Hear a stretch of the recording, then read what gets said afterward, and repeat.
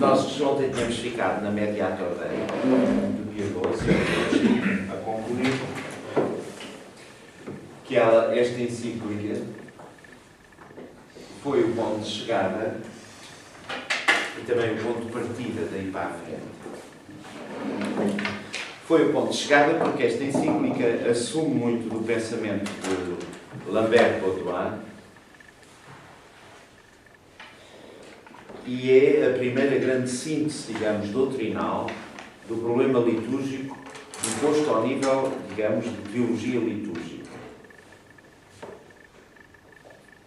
E nesse aspecto a encíclica é de facto inovadora e abre um outro horizonte de reflexão.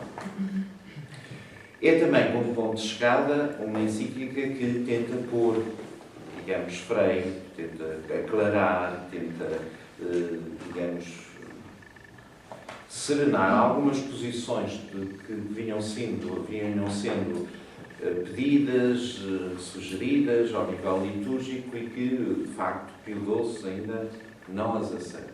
Concretamente, falaremos depois disso. Ou seja, é um ponto de chegada, mas ao mesmo tempo um desejo de arrumar e aclarar algumas, digamos, dos pedidos, das solicitações que andavam no ar, quer de teólogos, quer de liturgistas, quer das comunidades cristãs, dos pastores. E, portanto, Pio XII diz mesmo que há alguns aspectos que é preciso pôr cobro, alguns excessos doutrinais ou práticas insustentáveis, diz ele. As posições, ou digamos, os elementos que Pio XII, de facto, não abre mão na encíclica e que, digamos, não aceita e que eram alguma coisa que lhe dava e que era pedido, são, no geral, os seguintes. Pio XII ainda não abre mão da língua vernácula, portanto, continua a defender o latim. E, portanto, esse aspecto Pio XII não aceitou na encíclica. A relação entre celebração e concelebração também não abre mão, ou seja, a concelebração continua a não ser permitida.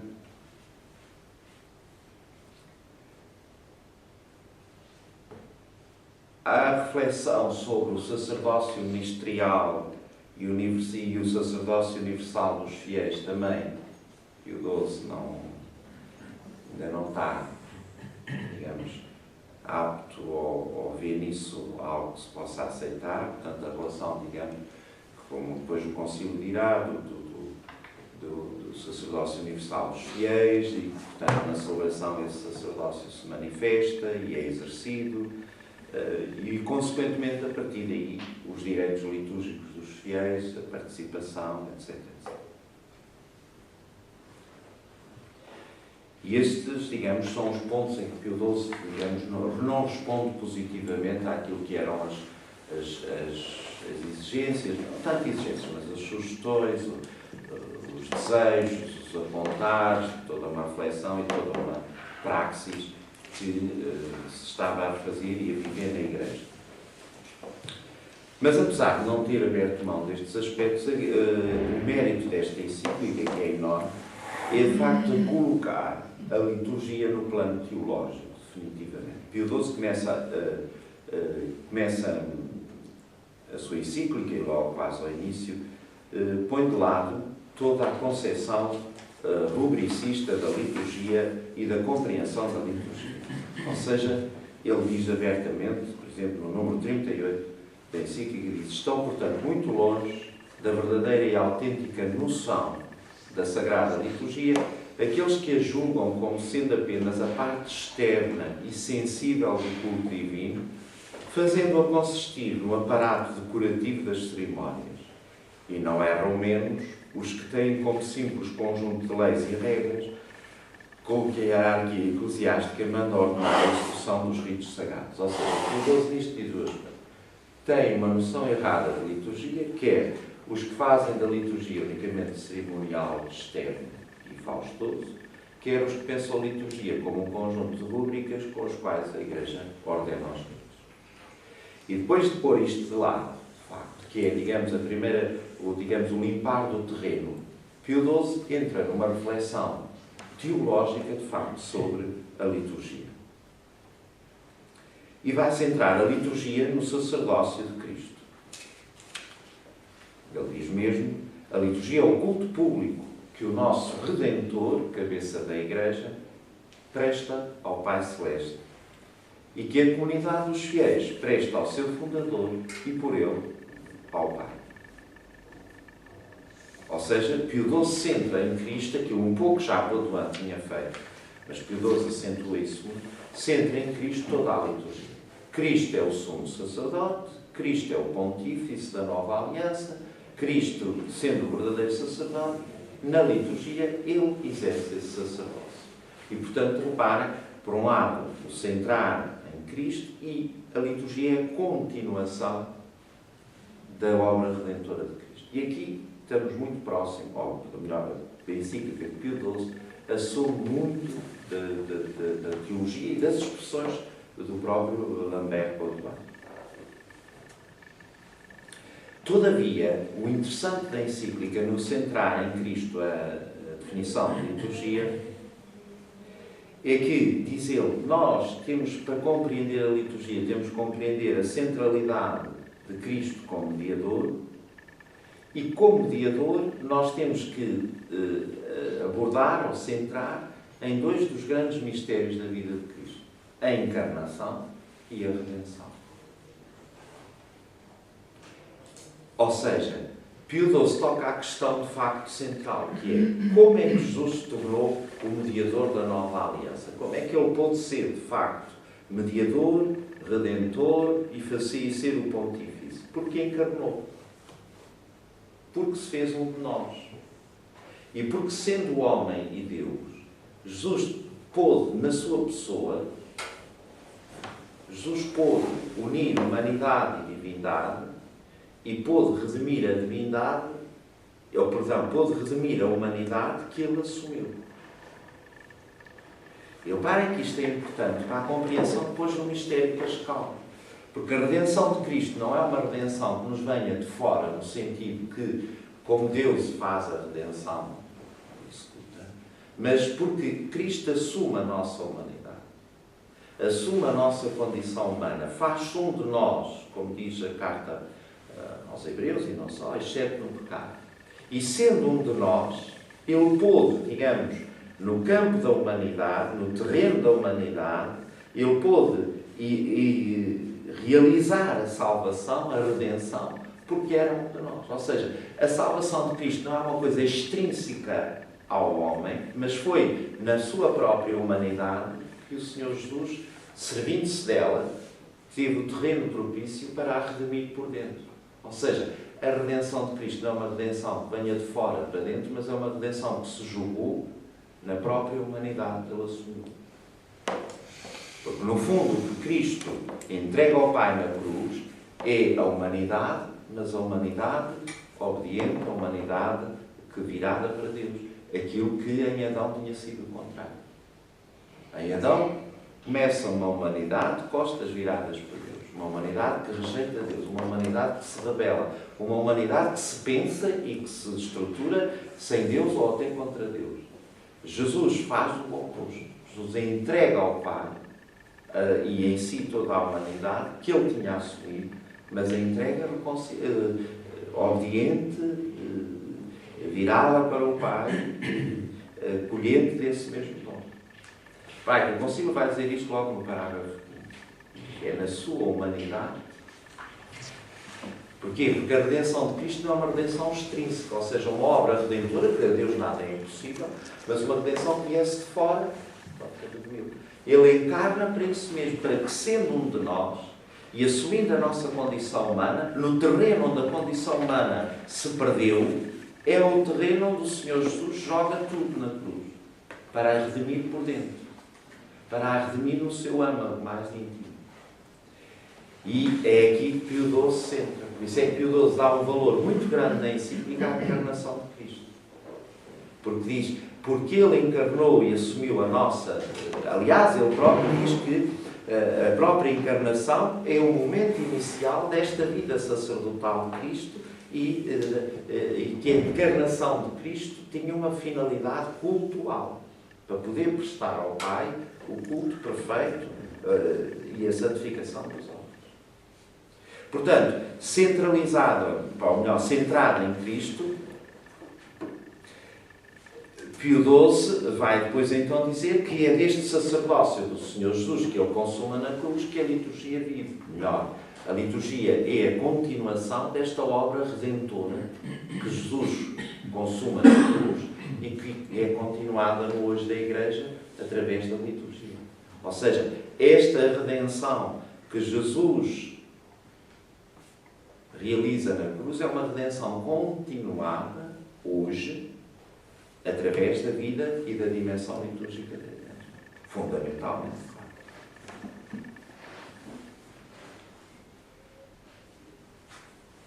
Como diz Pio XII, por exemplo, a liturgia da Igreja não é outra coisa senão a continuação ininterrupta do culto prestado por Cristo durante a sua vida terrena.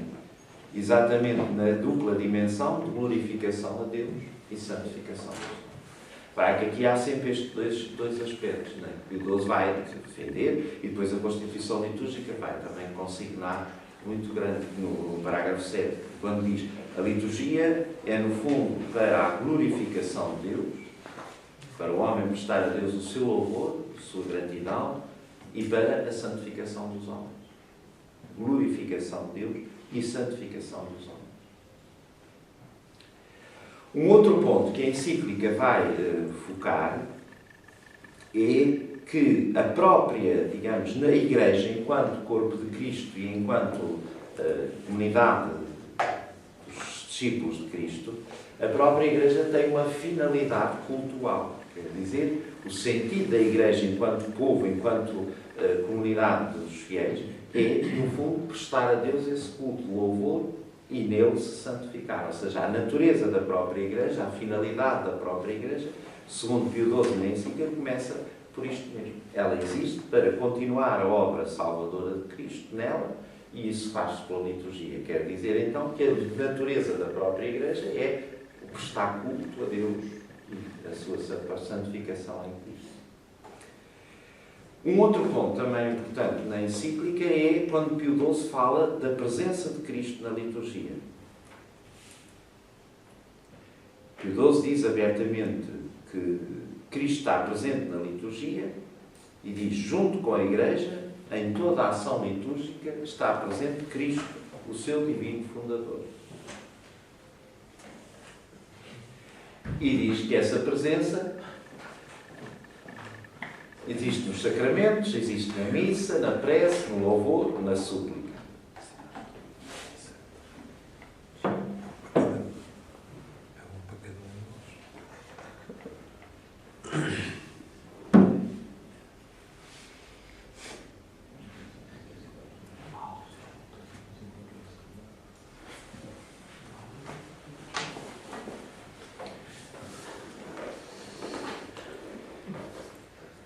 E, portanto, neste particular, Pio XII não desenvolve muito, só diz que Cristo está presente na liturgia, nos sacramentos, na Eucaristia, mas não discrimina, não avança,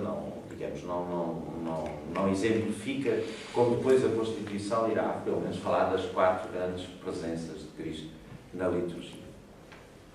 Portanto, a salientar da encíclica de Pio XII é, de facto, estes pontos. Primeiro, centrar a reflexão da liturgia numa teologia litúrgica. Segundo, essa teologia litúrgica na encíclica está, digamos, assente sobre 4 ideias força ou 3 pilares. A centralidade de Cristo. Cristo é que é o verdadeiro sacerdote e, portanto, ele é o mediador da nova aliança, ele é o pontífice. Segundo, essa centralidade de Cristo vem desde a encarnação. A encarnação tem esta função, como diz Pio XII, já quase cultual.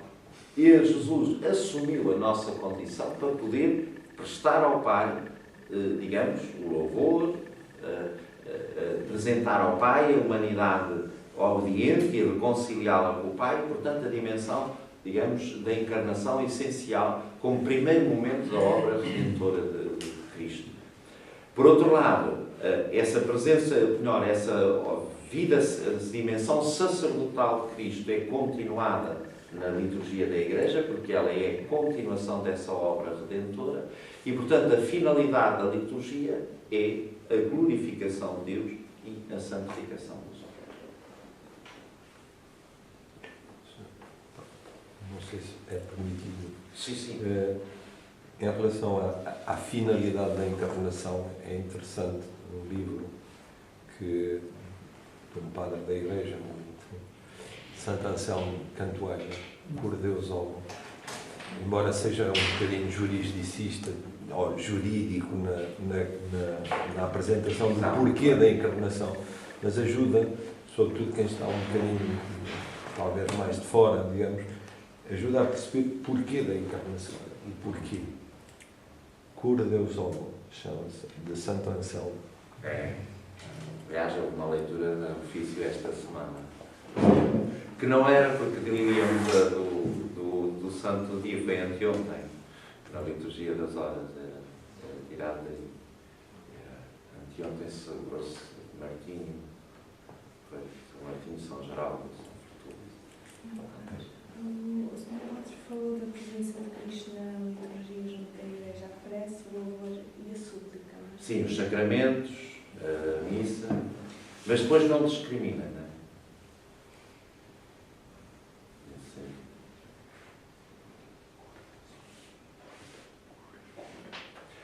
Por último, um último ponto que Pio XII já salienta aqui na encíclica e que depois a Constituição Litúrgica vai desenvolver, é que, sendo a liturgia o culto da Cristo e da Igreja, Pio XII já não fala neste sentido de uma maneira extrínseca, ou seja, a liturgia é o culto da Igreja, o culto de Cristo e da Igreja, mas a Igreja aqui é considerada o corpo de Cristo e não uma sociedade. Ou seja, não se fala aqui da Igreja numa perspectiva, digamos, jurídica ou unicamente jurídica, mas enquanto corpo de Cristo. E isto é importante porquê? Porque Pio XII depois vai ter outras encíclicas nas quais se envolve imenso o sentido da teologia do corpo místico. Eu vos falei na primeira aula, que agora voltaremos aqui. Ou seja, Pio XII, para falar, quando escreve a encíclica sobre a Igreja, Pio XII já não fala da Igreja como um conjunto de... Primeiro, perde, ou melhor, abandona de facto aquela visão muito jurídica de sociedade perfeita, etc, etc, etc. Mas fala, nós somos o corpo místico de Cristo e, portanto, centra as coisas mais no sentido do corpo místico de Cristo e não tanto no sentido de uma sociedade hierárquica, perfeita, etc, etc, em que... E aqui há um passo, que depois a Constituição ainda avança mais no sentido. Portanto, conceber a Igreja como o corpo eclesial de Cristo, Ele é a cabeça, nós somos os membros. Claro, tem uma estrutura, tem uma hierarquia, mas a verdadeira realidade da Igreja não é a estrutura, digamos, hierárquica no sentido, ou a sua estruturação. A verdadeira realidade da Igreja é ela ser o corpo de Cristo, ou ela ser esse corpo místico do qual Ele é a cabeça, nós somos os membros, porque nela entramos pelo batismo. Será, por exemplo, lermos umas partes da Constituição. Vejam logo na introdução da encíclica, da Constituição, não, da encíclica. Diz logo na introdução, Pio XII, quis, porém, o Divino Redentor que a vida sacerdotal, iniciada por ele no seu corpo mortal, com as suas orações e com o seu sacrifício, se não interrompesse no decorrer dos séculos, no seu corpo místico, que é a Igreja. E, portanto, instituiu um sacerdócio visível para oferecer em toda a parte a oblação pura, para que, do Oriente ao Ocidente, os homens libertos do pecado servissem a Deus por dever de consciência, espontaneamente e de boa vontade. Portanto, reparem que os itens todos do pensamento de Pio XII é interessante, estão aqui lá. O corpo místico, o sacerdócio de Cristo, a encarnação, logo na introdução, estão cá. Será que depois mais... Por exemplo, no número 42, é fora de dúvida que nas celebrações litúrgicas e de modo particular no augusto sacrifício do altar, se continua a obra da nossa redenção e se nos aplica o seu fruto. Cristo opera a nossa redenção todos os dias nos sacramentos e no seu sacrifício, e por meio deles continuamente purifica e consagra a Deus o género humano. No número 50, vejam, por conseguinte, na vida espiritual, nenhuma oposição ou repugnância pode haver entre a ação divina, que derrama a graça nas almas para continuar a nossa redenção, e a ativa colaboração humana, que não deve frustrar o dom de Deus.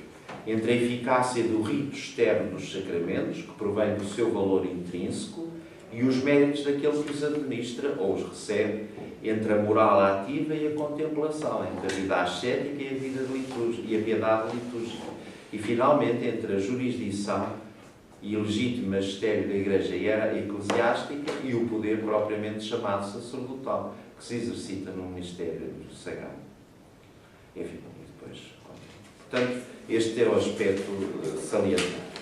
Por outro lado, se a encíclica foi o ponto de chegada e o ponto de arrumação de algumas ideias que o Pio XII quis pôr, arrumar, desabalar, corrigir, etc, etc.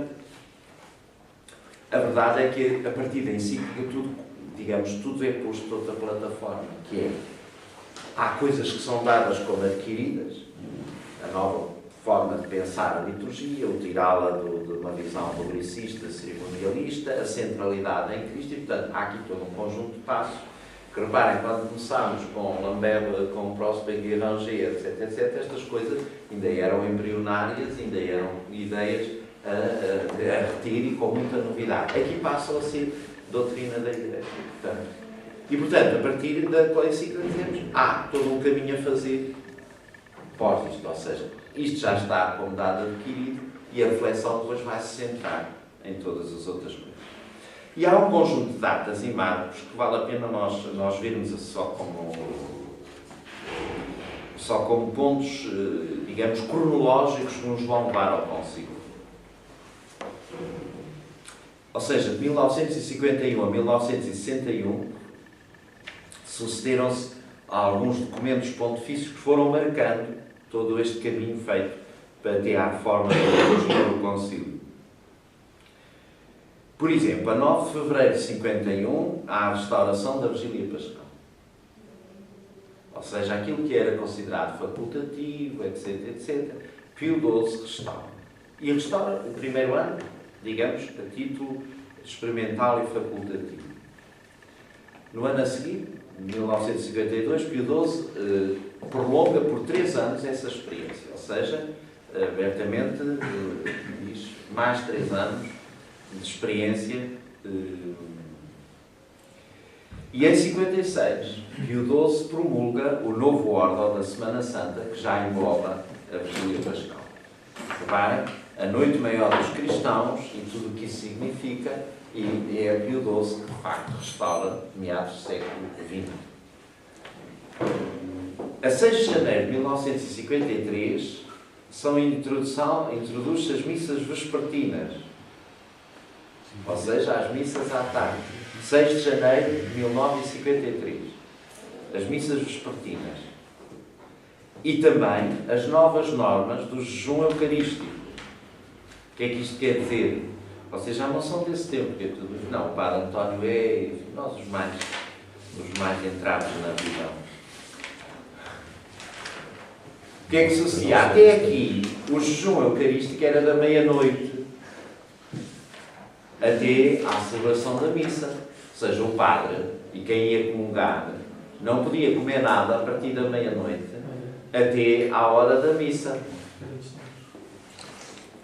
O que é que sucede? Com este decreto, Constituição Christus Dominus, o Papa diz que não, senhora, o jejum eucarístico passa a ser só 3 horas antes da missa.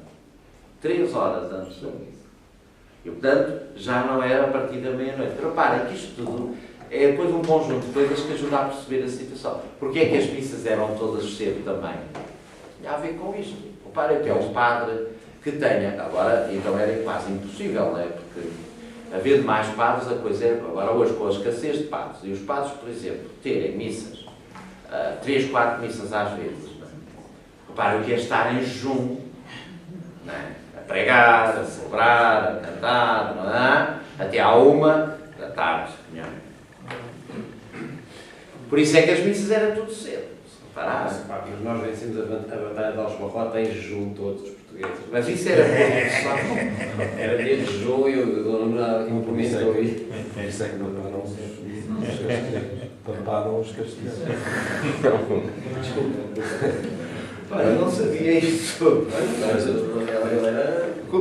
Eu que pronto, no meu tempo de criança já não havia essa norma, mas eu recordo nas missas da festa da paróquia as senhoras a desmaiarem porque ainda tinham a tradição de estar em jejum desde da meia-noite e ainda não tinha entrado nisso, quer dizer, e as pessoas desmaiavam, desfaleciam na missa, não é? Eu fiz a minha catequese com miúdo, eu e os meus irmãos, já com esta norma de 3 horas antes. E lembro perfeitamente que a minha mãe acordava-nos às 7 da manhã, dava-nos o pequeno almoço, depois ainda voltávamos para a cama, já não dormíamos, era uma fase de brincadeira e às vezes de aborrecimento, depois a minha mãe queria nos pôr na onda. Para depois nos vestirmos e estarmos na missa às 10 da manhã. E, portanto, tomávamos o pequeno almoço pelas 7 para termos o tal jejum das 3 horas antes da missa. E depois da missa tínhamos a catequese, às 11. A missa era às 10, a catequese às 11. E ainda foi aqui, ainda fiz toda a minha catequese de infância com esta norma. Mas antes desta, portanto, as regras de jejum que saem em 53, a norma era desde a meia-noite. Este decreto é que vai dizer não só 3 horas antes. Depois, em 1955, a 23 de março, há um decreto de simplificação de rúbricas, quer do missal, quer do breviário. Pode parecer uma coisa que não tem muito a ver, era uma questão, mas era um conjunto de rúbricas, tiram algumas cruzes, algumas coisas, que aquilo era um emaranhado de coisas, e então há uma simplificação. Portanto, aqui, a 16 de novembro de 55, então, há a publicação do rito da Semana Santa oficial. E depois entra em vigor em 56. A 3 de setembro de 1958 sai uma instrução sobre a música na liturgia. Quando? 3 de setembro de 1951. E esta parece uma coisa que isto tem a ver com a liturgia, até porque esta instrução afronta ou tenta equacionar o tema da participação dos fiéis. A música sacra, não é? Acho que sim, a música sacra. Isto já é com Pio XII. Sim, Pio XII, mas neste ano Pio XII morre.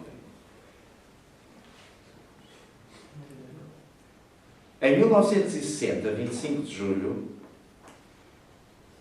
sai o novo Código das Rúbricas, que vai na linha de simplificação do de 1955.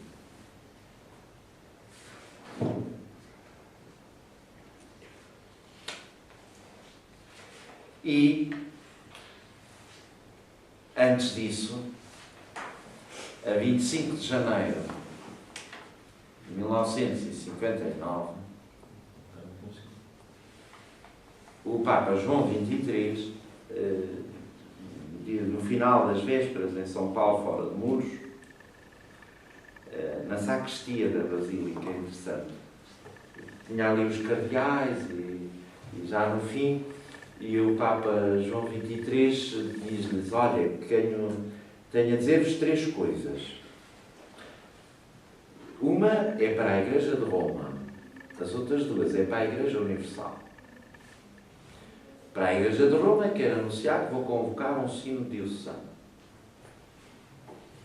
Para a Igreja Universal, anuncio-vos que vou implementar a reforma do Código de Direito Canónico. E reparem que ele anuncia em 59 e o Código só vai sair em 83, com João XXIII, a reforma toda acabada.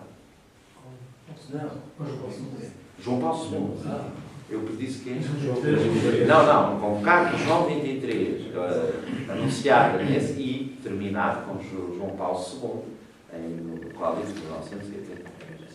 E a outra coisa para a Igreja Universal é que vou convocar um concílio ecumênico. Portanto, a primeira vez que o Papa anuncia publicamente, esse seu intuito foi no dia de São Paulo, da conversão de São Paulo, em São Paulo, fora de Muros. Anuncia informalmente. Não é? É interessante quando se lê a vida de João XXIII e muita gente se pergunta se ele decidiu isto tudo muito sozinho, quem é que saberia aquilo, que se ele tinha partilhado muito esta ideia com os seus mais íntimos. De facto, consta que sim, que primeiro a ideia de um concílio já vinha do pontificado Pio XII. Pio XII já tinha dado vários sinais da necessidade. Só que Pio XII, como sabeis, é um Papa que passa a guerra e o pós-guerra, né? E, portanto, é um Papa extremamente, ou melhor, é um pontificado extremamente acossado por questões externas da vida da Igreja e que, portanto, também tira a serenidade para se ponderar certas coisas. Portanto, não só o tempo da guerra era uma questão impossível, convocar um concílio, mesmo a nível prático era difícil de congregar as pessoas, e depois o pós-guerra também não foi pacífico tudo. Portanto, Pio XII não o convocou. Portanto, a ideia dos historiadores dizem abertamente que o pontificado Pio XII, esta ideia já era uma ideia com algum fogo, alguma propriedade. Quanto a João XXIII, os historiadores dizem que ele de facto não falava muito disso. Não foi uma ideia que ele partilhasse muito, falasse muito. Até saiu agora um livro, há uns meses, do secretário do João XXIII, que ainda é vivo, Monsenhor Aquavila, como é que ele se chama? E ele é interessante que ele diz isso, conta isso, que o João XXIII, numa conversa a passear no Jardim do Vaticano, que o sondou e que lhe disse, e que ele, o secretário, ficou calado, não respondeu nada, não disse sim nem não, e estavam a passear, o Papa falou e também, como não perguntou as coisas, assim abertamente para pedir uma resposta, pensou alto e o outro, o secretário, calou-se. E depois o Papa, passado uns dias, volta à carga. E como ele não se pronuncia ao secretário, João XXIII terá dito: bom, já vi que não gostas, porque tu não respondes e, portanto, não gostas da ideia. E ele disse: santidade não é isso. Até ele é um bocado jocoso. Eu aprendi com sua santidade que quando a gente não gosta ou não sabe bem, não diz nada. Mas é interessante quando ele conta esse episódio. Portanto, enfim, o seu secretário de Estado devia de saber, assim, mas era uma ideia que circulava. E o que é mais bonito nisto tudo, digo sinceramente, quando a gente lê as coisas, é perceber que estas coisas, muitas vezes na Igreja, a obra do Espírito vai fazendo acontecer e nem tudo é tão explicável e tão, digamos, materializável só das nossas vontades. Quer dizer, e Deus vai conduzindo as coisas por meio destas coisas.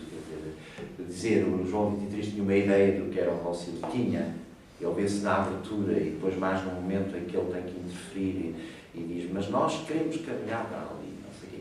Portanto, faz assim uns acertos de rota ele tinha uma ideia, mas é evidente que a gente não pode ter um concílio todo feito na cabeça, senão não faz concílio, aplica o que já tem na cabeça. Portanto, o abrir um concílio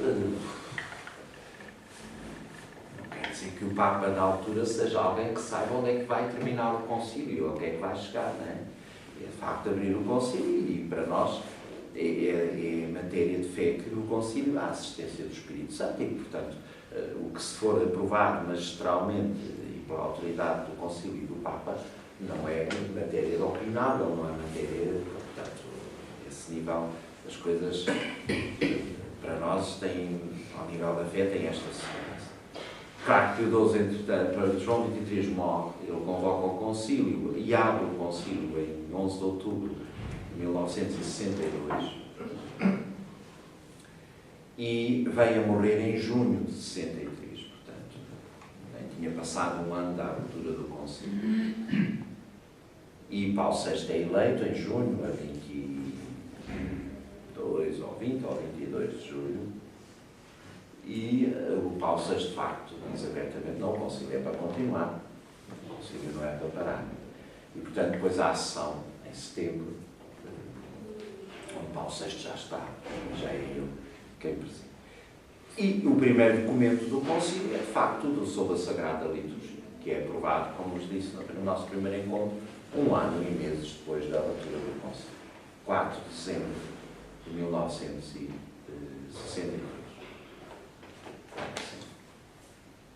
1963. E, portanto, estes são os passos, digamos, em traços largos, os passos cá que... Qual é a data de abertura do Padre Luís Carvalho? 62, quase? 11 de outubro. Então, 11 de outubro e já em 4 de dezembro já sai o primeiro... 63. 1 ano e meses depois. Abre a 11 de outubro de 62 e a 4 de dezembro de 63 sai o primeiro documento. Tá? Claro que a par destas datas, digamos, mais oficiais, há todo um trabalho de publicação, etc. A par disto tudo, continuam as universidades, os teólogos. Reparem, nesta fase toda, há imensos teólogos que vão tratando da questão, vão sugerindo, vão não sei o quê, vão toda esta efervescência. Reparem que à volta do concílio, naquela geração depois da guerra, e outros que já vinham de trás, há todo um conjunto de teólogos e de gente que pensa que, acima de tudo, olhando de fora, o que eu mais percebo e mais me, digamos, admiro positivamente é, de facto, o desejo, o alento, a alegria que naquele momento se vivia ao nível dos teólogos e tudo, de pensar as coisas, de reequacionar o dogma, no sentido de o apresentar com linguagem mais atual. Para Lubac, Congar, Rahner, há todo um conjunto, Daniel Wu, o von Balthasar, o Hartmann, todo um conjunto de teólogos que, pronto, as suas posições, depois algumas tiveram que ser corrigidas, outras não foram aceitas, outras eles próprios reviram, mas acima de tudo este fervilhar de produção, de entusiasmo, e o próprio Rahner, que acaba por ser um teólogo novinho na altura o Rahner não, o Ratzinger, do Bento XVI, era teólogo novinho, quando o concílio, foi o teólogo de apoio ao cardeal de Munique, no concílio, e era um teólogo recente, novinho, as fotografias vê-se perfeitamente. Mas há todo este fervilhar, quer dizer, há ali há uma esperança, há um entusiasmo, que é de facto foi um momento, digamos, bonito da vida da Igreja, com todas as coisas que depois às vezes tem que se corrigir e que nem tudo é perfeito, mas às vezes é preferível estes momentos em que depois tem que se acertar do que aqueles em que se vive num marasmo sereno ou numa serena paz menos fecunda e depois também não dá vida. Está bom? Então vamos à Constituição. Chegámos ao Conselho. Sim, sim. Isto é quase um comentário, e corrija-me se estiver errado. Essa é a década de 50 e todas aquelas datas importantes que referiu, é quase que uma preparação para o Concílio. Quer dizer, é no fundo uma antecâmara, digamos, para a realização do Concílio. Não é? Tudo aqui desembocar, logicamente, nessa realização. Já agora uma questão de se que eu ontem depois saí. Ontem, quando falei daquele abade beneditino, o Adocácio, disse que tinha restaurado a liturgia em Pascal, mas não em termos... Não tinha restaurado, mas lutou sempre para que se fosse restaurado. Ok, então fui eu que fiz. Não é ele que podia restaurar. Só parece que depois... Não, ele é que vendia isso a certo. Só parece que pediu-se. Está bem. O Papa é que... Sim, restaurar em termos de intenção, digamos. Mas sim, foi um homem que apresentava e lutava e dizia que era a maior dos cristãos.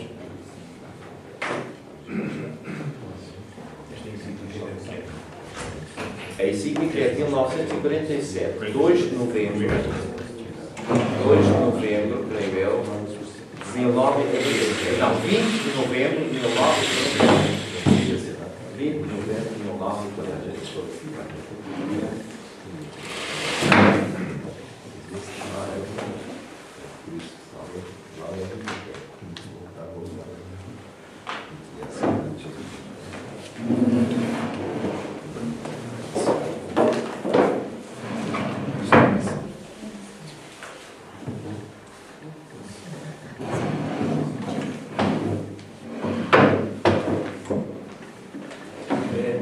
aquilo é só para pôr na situação. Eu ainda não sou da meia-noite.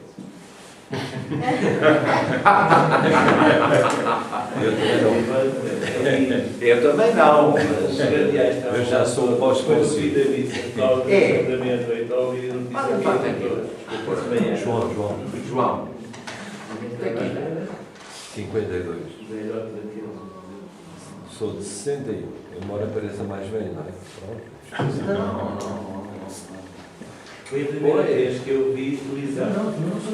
11 de outubro. Fomos ver a abertura do concílio à televisão lá da Taberna da Aldeia. Pois A é. primeira imagem que eu tenho da televisão na minha memória, e sinceramente, a primeira imagem que eu tenho da televisão na memória é a abertura do concílio. Lembro perfeitamente, nós não tínhamos televisão na altura, mas no meu prédio havia uma senhora ao lado que tinha, e eu fui ver. E aquilo marcou-me. As primeiras imagens que eu tenho de televisão é de facto os cardeais a entrarem de capa, mitra, e aquilo tudo, muito tempo, e eram muitos, e tudo assim, a primeira imagem que eu tenho. E o Papa em cima de uma cadeira com umas pedras. Flabel. Qual Que pensa? Eu nem isso me lembro, portanto. Hã? Eu nem isso. Eu isso lembro perfeitamente. Eu vi o Paulo VI, até o João Paulo I ainda usou. O primeiro a pôr de lado a sede estatória foi o João Paulo I. Pois foi. Peço desculpa. Mas a tiara foi Paulo VI, estás a ver? A tiara foi Paulo VI. Agora, o sede estatória, o primeiro foi João Paulo I. Só que depois houve tantas queixas, que ele tornou a retomar. E as queixas é porque não ouviam. A função da sede estatória é que o Papa, quando entra, seja visto. Vai mais alto e, portanto, no cortejo de entrada toda a gente vê. Agora não, como ele vai a pé, mesmo na Basílica de São Pedro, e ver as pessoas todas passam às vezes a pôr-se em cima das cadeiras para ver o Papa passar. Papa móvel. E agora o Papa Móvel. Sim, também. Isso é cá fora. Cá fora. Sim, mas é baixíssimo, apesar de tudo. Tem que se pôr em cima das cadeiras antes. É, na Basílica, eu já vi isso. Pronto, tem que seja só para tirar a fotografia e depois baixo isso. Não, mas isso tem a ver. Mas o Papa João Paulo I tentou e depois, como houve tantas queixas, ele anuiu. Mas o João Paulo II virou de vez.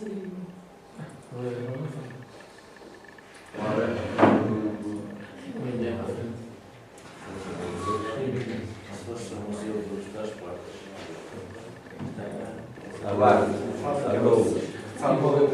qual é o site, claro? É Vaticano. É assim, não é? Só. Sim. Isso é que Ou então Santa Sé também. Se pusesse Santa Sé também aparecia. Esse. Não, ponha a Santa Sé, está aí. Santa Sé. Não, outro. Esse. Santa Sé. Aí. Foi em inglês. Ora, aí está. Agora aí em baixo, puxe para cima. O ecrã, ali onde diz textos fundamentais, no fundo da roda. Aí. E agora Concílio Vaticano II. Isso. E aí está. Sacrosantum Concilium.